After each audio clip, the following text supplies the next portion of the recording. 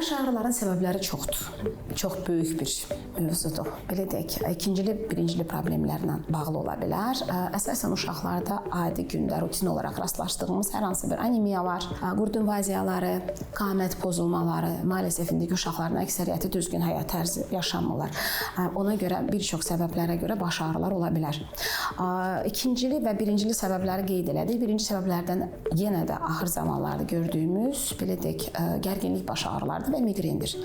Təəccüblənməyin, uşaqlarda da rast gəlinir. Bəzən uşaqları dirəndə valideynləri ailə hekayəsi də var. Valideyn birində, hər hansı birində migren ola bilər. Əsasən özəllikləri, vazomotor dəyişikliklərdən soyuqluq, üşütmə, siklik qusma, intensiv çırpınan baş ağrıları. Bunların əksəriyyəti qəfləti başlamır. Əsasən migrenin öncə aura olur. Aura olaraq dediyimiz bu vazomotor əlamətlər falan.